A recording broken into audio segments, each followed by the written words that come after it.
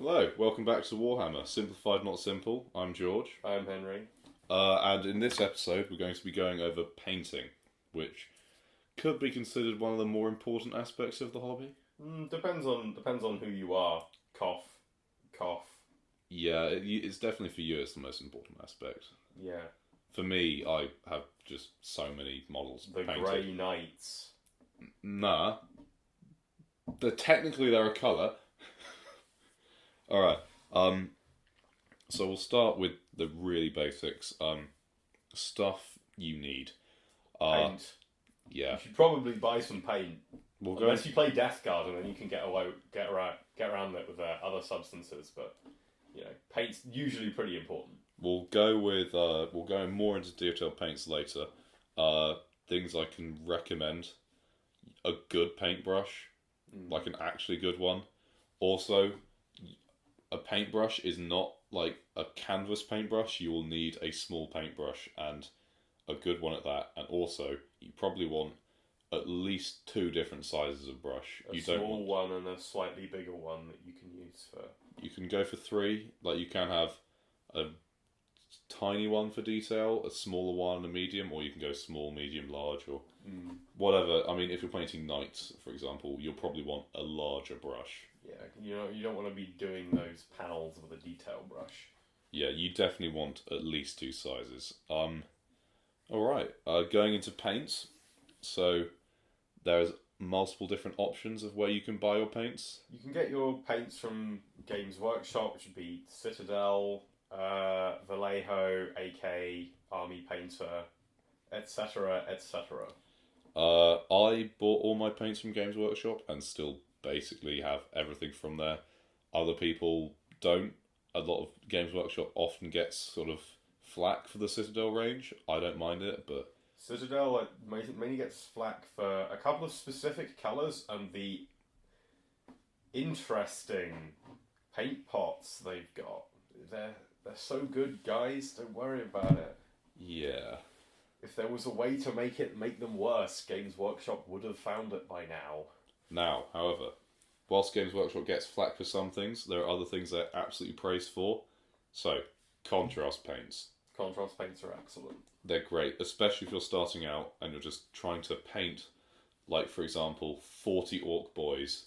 Just get the green flesh contrast paint and slap it on. And to brown fabric contrast paint, bam bam, you're finished. It will give you a decent finish, and you also got to remember it may not look perfect from when you're looking at it 2 centimeters away. When it's in a sea of 50 on a table, looking at it from 3 feet in the air, then it all evens out. It'll be fine. Get them; they're really useful. I didn't get them, and I do occasionally regret it. Although, to be fair, with Space Marines and Power Armor, it's less sort of thing. You want it for contrast is very useful for flesh and cloth.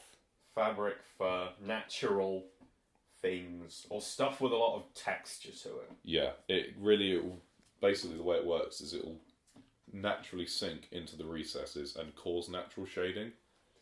But on flat surfaces, it just pools, and then you end up with blotchy armor, and that's not really unless you're like into that kind of thing, or that's your paint scheme. In which case, I don't know what to tell you. You're kind of a freak. Not many people like that. Yeah. Like if it's armoured paneling, then realistically you're fine. But it can work. Like I have used it on a couple of things and it looks alright, but that it takes a bit more skill that you've got to kind of finesse it a bit so it doesn't pool on the flat panels. Or you've got to be like me and just put so many coats of contrast paint that eventually the pooling evens out, so it's all pooled, and then it's alright.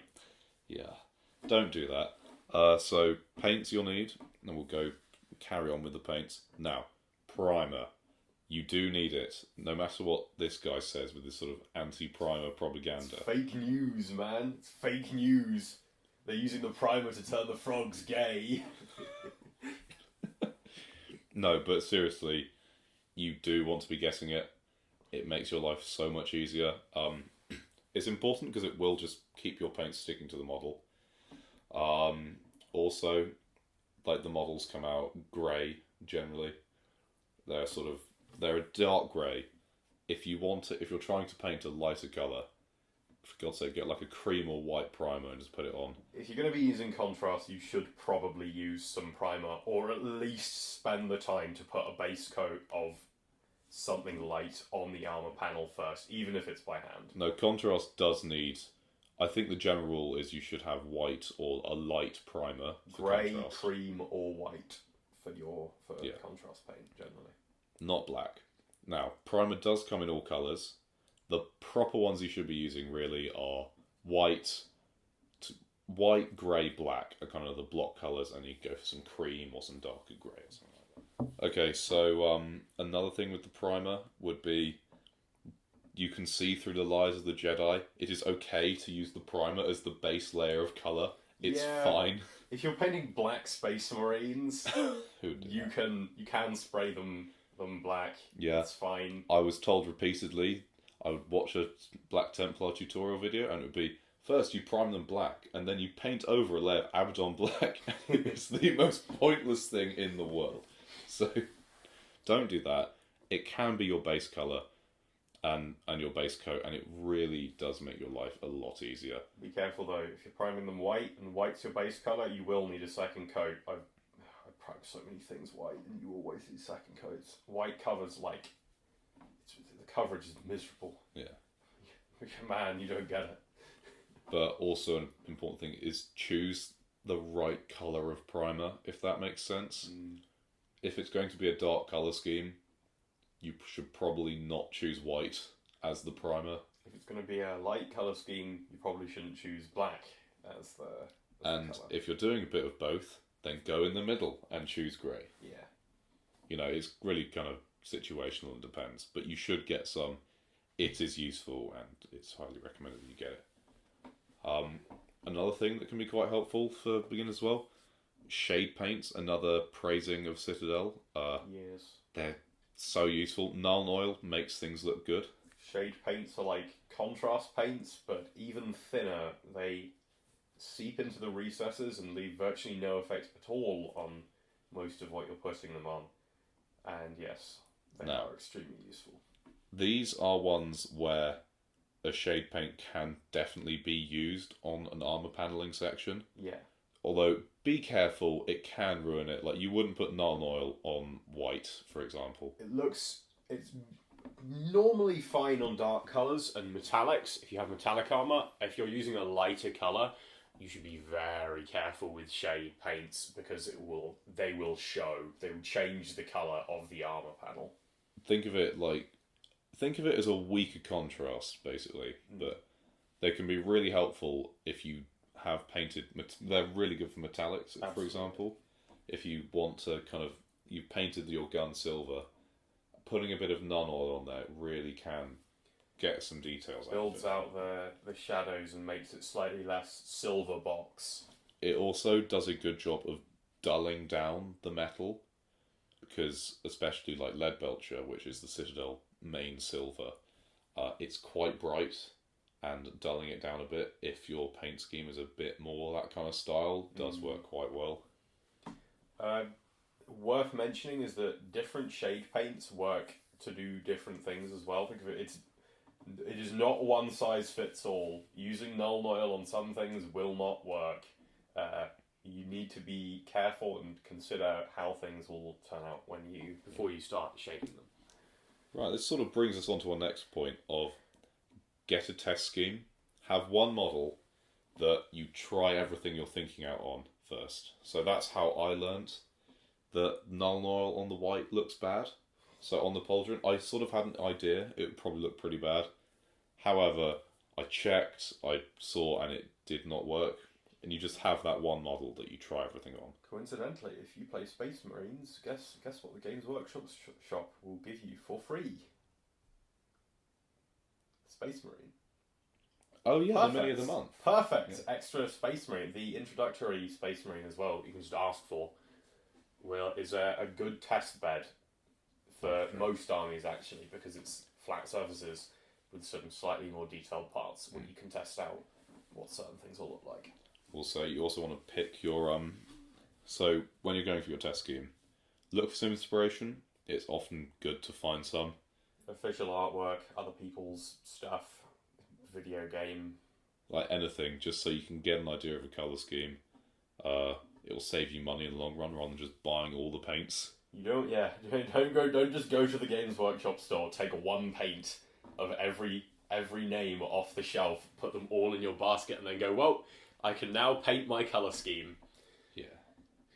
You know, Blood Angels, man, you are not going to be using lime green very frequently. It's good. You can leave it. Another thing, try to think of at least... I mean, if you think it looks really cool, go for it. Think about how it will look when you put it all together. Once again, get the test scheme first before you maybe, I don't know, fully invest. If you've got friends that are already doing Warhammer or they have some paints, maybe ask if you can borrow them for the day to see if you like the test scheme.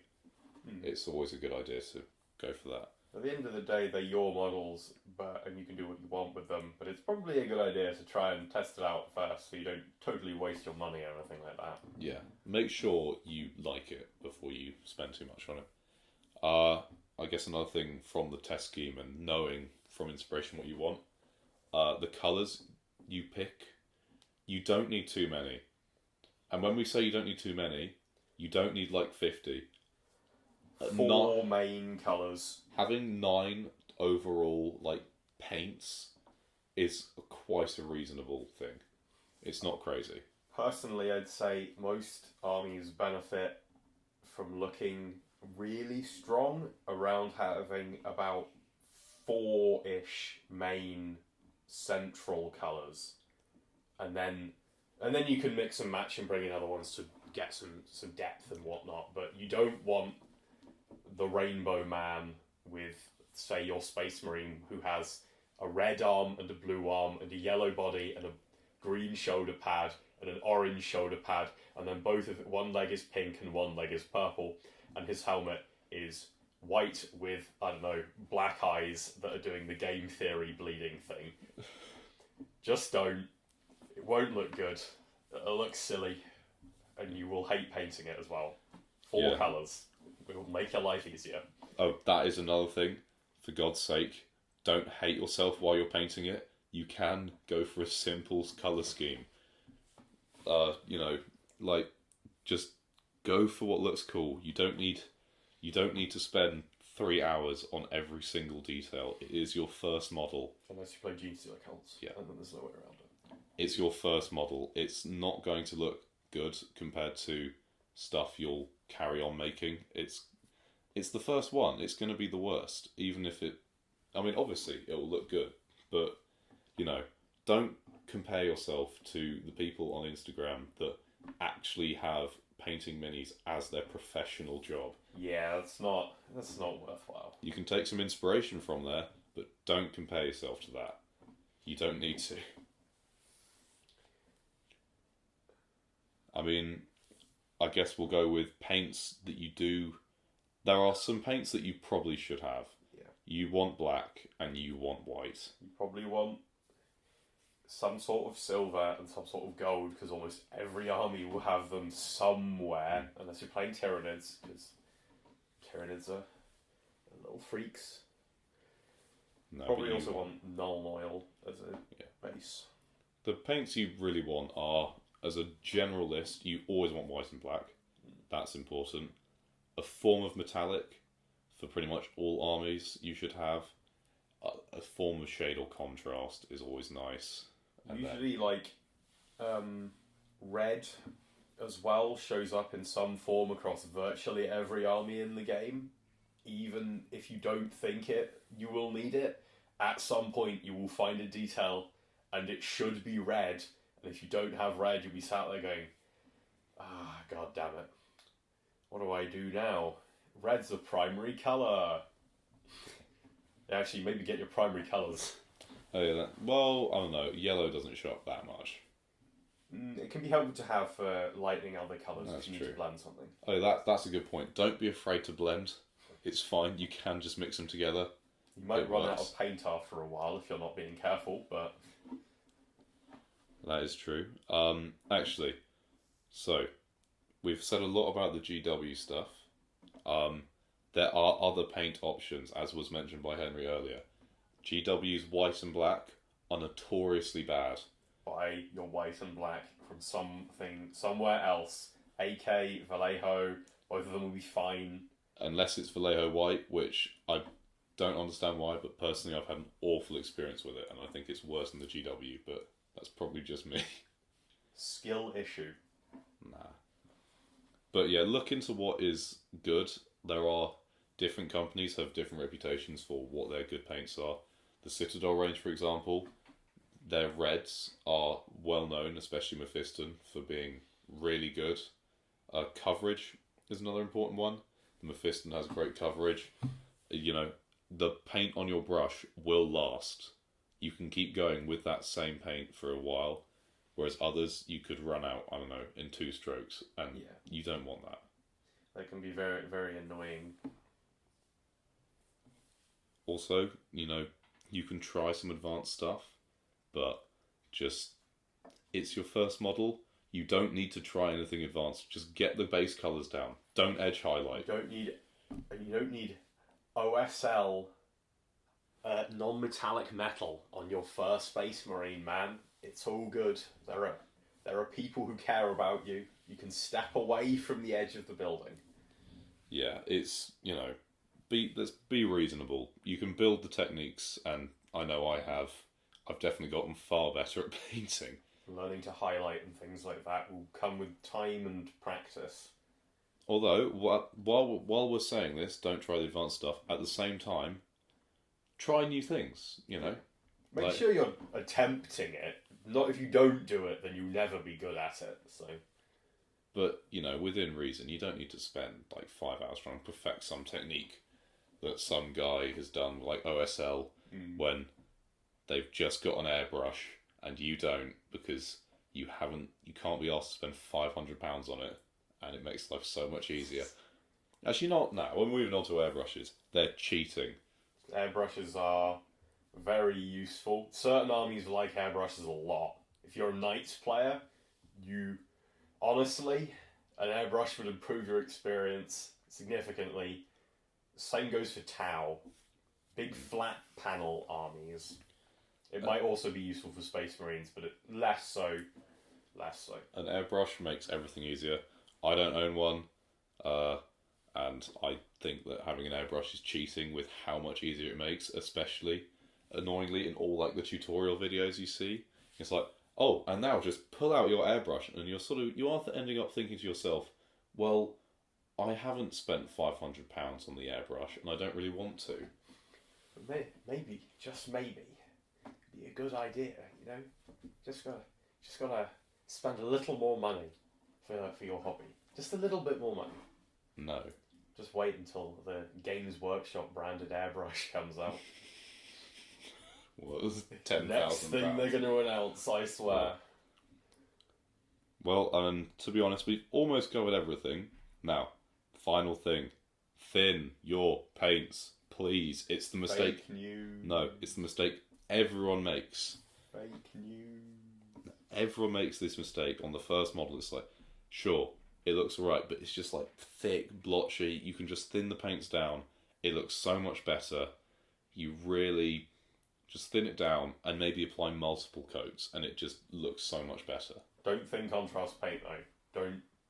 Don't do that. That's a bad idea. Bad idea. It'll come with experience, but you really a general motto that I see quite a lot is 2 thin coats. That's well sort of adopted by the community. You could need more. You maybe just need 1 coat, but really you should be just thin the paints. It makes everything look so much better, especially Citadel, which comes out incredibly thick. Damn, I love my paste. I could apply some of that stuff with a spatula, I swear. Yeah. I guess we'll probably leave you on quick rundown. Brush. You want 2 brushes and make sure they're good and actual like model brushes. It could be helpful to buy an airbrush, depends on your army, Google it beforehand. No, don't buy the airbrush. It's not worth the money. just actually don't, especially if you're just starting. It is worth the money. It is worth the money. Yeah, right. For paints, you can look into all the different types of paints. Like Contrast from Citadel and Shade from Citadel are both very good. The Army Painter speed paints are similar to the Contrast and are also good. Primer, you need some. Make sure it's the right colour. Look into what's good from the different paint companies. GW White, awful. Get a different white. The GW Red, really good. Go for it. Just think about what you're doing. The paint, once it's dried, can look very different to when it's in the pot. So just think about that. Google it. Maybe it can be useful to Google the end result of something before you dive straight in. Yeah. Once again, that comes back to the test scheme. Try it out on one model before you going for the whole army.